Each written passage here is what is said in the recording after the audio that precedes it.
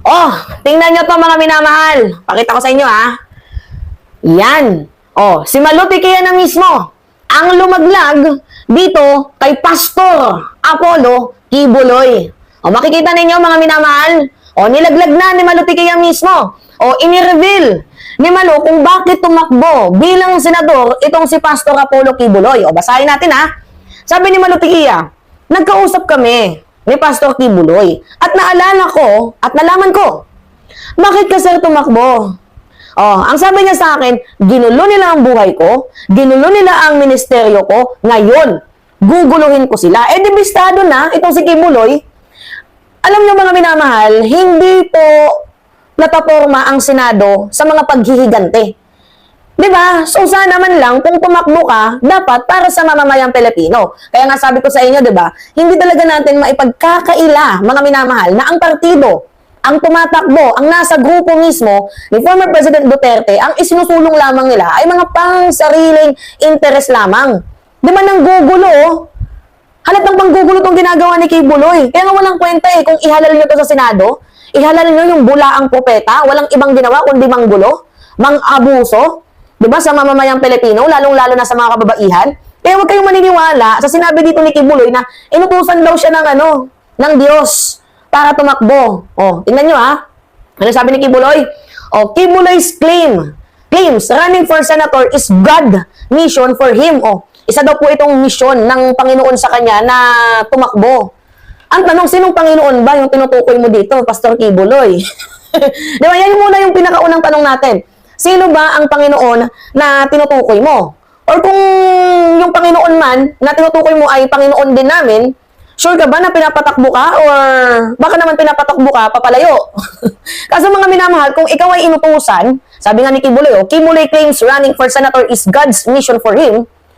Diba? Kung kiniklaim niya na siya ay inutusan, subo daw po yan ng Diyos niya, ewan ko kung sino yung Diyos na tinutukoy niya, pero may bumaba namang anghel dito sa lupa. Ang sinabi naman sa amin ng mga anghel na bumaba, huwag ka daw naming iboto. Paano yan, Kibuloy? Di ba? Kaya nga sabi ko sa inyo, anyway, mga minamahal, natatawa lang talaga ako. Kung inutusan siya ng Diyos para tumakbo, may bumaba namang anghel. Inutusan tayo para huwag siyang iboto. Anyway, mga minamahal, sabi ko nga sa inyo ito yung literal na, God, please save the Philippines. Diba, gamitin natin yung salita ni Vice President Sara Duterte, God save the Philippines. So please, God, save the Philippines laban sa mga ganitong klaseng kulto. Laban sa mga ganitong klaseng bula ang propeta. Narinig ninyo yung sinabi ni PBBM? Iparinig ko ulit sa inyo mga minamahal. Tagos kasi ito sa puso yung iniwang marka ng ating presidente kung ano yung pag-uugali ni Kibuloy. Wala po sa kanila ang tilang sakristan ng isang bulaang propeta na nasasakdal dahil sa pagyurak sa ating kabataan at sa ating kababaihan. Oh, makinig kayo sa sinabi ng presidente. Sa kanyang line-up, walang katulad ni Kibuloy na isang bulaang propeta na niyuyurak. 'Di ba? Yung imahe ng mga kababaihan, may kaso. Kaya nga sabi ko sa inyo mga minamahal, ngayon lang talaga ako nakakita, 'di ba? Sa bansang Pilipinas, kahit ikaw ay may kaso, pwede kang tumakbo. 'Di ba? Imagine niyo most wanted list itong si Kibuloy ng Federal Bureau of Investigation. Isipin niyo yun may kaso. Sexual harassment, 'di ba? Rape case di umano.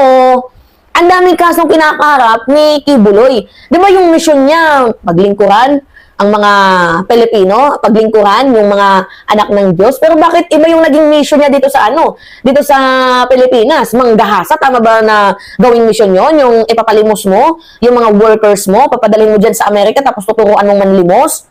Diba? Kaya nga sabi ko, may mga saltik talaga yung boboto dito kay Kibuloy. Imagine nyo ang dami mga senador na tumatakbo na mayroong magagandang credential. Diba? Mayroong malilinis na track record, sobrang linis, di ba? Ayaw sa corruption, hindi wanted ng FBI, walang kasong human trafficking, di ba? Walang kaso or hindi related sa child abuse. So madami ang mga malilinis at walang bahid ng kasamaan yung pagkatao. And yet, may mga tao na parang nauulol dito kay Kibuloy. Tingnan niyo ba naman to mga minamahal, halos parang kulang na lang sambahin nila itong si Kibuloy. Yan kita ninyo? Nakakaloka.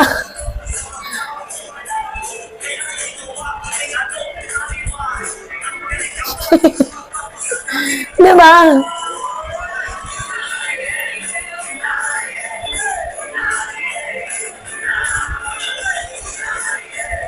Oh. By the way, mga minamahal, hindi yan yung God's mission na tinutukoy ni Kibuloy. Kasi, nireveal na nga ni Malutikia, hindi yan utos ng Diyos, kagaya ng sinasabi ni Kibuloy na ito daw ay God's mission. Hindi yan God's mission.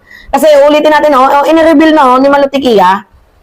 Kahit basahin pa ninyo, mga minamahal, inireveal ni Malutikia. Basahin natin ulit, Ang sabi dito, nagkausap daw sila ni Pastor Kibuloy at naalala niya at nalaman niya bakit daw tumakbo itong si Pastor Kibuloy. Ang sabi niya, ginulo nila ang buhay ko. Ginulo nila ang ministeryo ko. Ngayon, guguluhin ko sila. So, meaning mga minamahal, ang plano lang ni Kibuloy, kaya siya tumakbo bilang senador, diba, para maghiganti. Hindi naman po plataforma ng Senado ang paghiganti ninyo Ang Senado po, mga minamahal, yan po yung lugar kung saan kayo ay binabayaran namin, kami mga taxpayer, para paglingkuran kami. Kasi kapag ikaw ay nanalo, public servant ka na kung maituturing. Diba? Ewan ko ba dito? Kaya nga sabi ko sa inyo, kabaliwan kapag manalo itong si Kibuloy at hindi nyo talaga pwedeng ipagkaila na ang mga tumatakbo sa partido ni former President Duterte, walang ibang isinusulong kundi mga pansariling interes lamang nila. Diba? Gusto lang naman nila magkaroon ng kapangyarihan.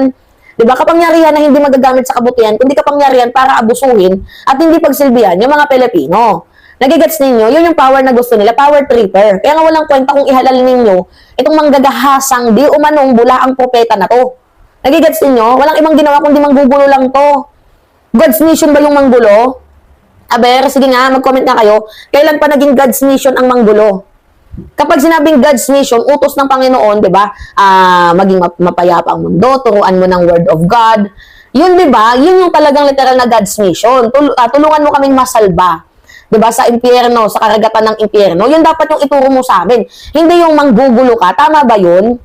Imagine nyo, mga minamahal, yung Senado, minsan ministeryo, minsan simbahan, minsan naman circus. Imagine nyo, napapansin ninyo, yung Senado, katawa-tawa, pinuno ng drama. Tapos ngayon, pinuno ng clown, papapasukin nyo pa itong si Kibuloy. Anak ng tokwang yan. Kaya nga sabi ko hiramin natin yung ginamit na salita ni Sara Duterte. God save the Philippines, please. Lagyan natin ng please. Diba? Nagmamakaawa tayo sa buong may kapal na isalba ang Pilipinas laban sa mga bula ang propeta na walang ibang ginawa kundi tingnan ninyo. Diba? Manggulo. Most wanted list, FBI, diba? May kasong rape case pa, human trafficking, sure kayo na iboboto ninyo at ipapasok ninyo. Kaya mga Pilipino, kayo din yung may kasalanan kung bakit naghihirap yung bansang Pilipinas. Kasi instead na magboto kayo, yung matataas sana yung standard ng mga klase ng politiko, ang ibinuboto ninyo, yung may mga bahid ng kasamaan, ay nako. Kaya wag na kayong magtaka bakit mahirap pa din yung Pilipinas. Kasalanan din ninyo yan. Diba? Binuboto nyo mga DDS, walang ibang ginawa, kundi, ay nako Diyos ko. Anyway, mga minamahal, diba? Nakita nyo naman, nilaglag na siya ni Malutikia kung ano yung reason niya, kung ba't talaga siya tumakbo. Kundi manggulo lamang, hindi para sa Pilipino.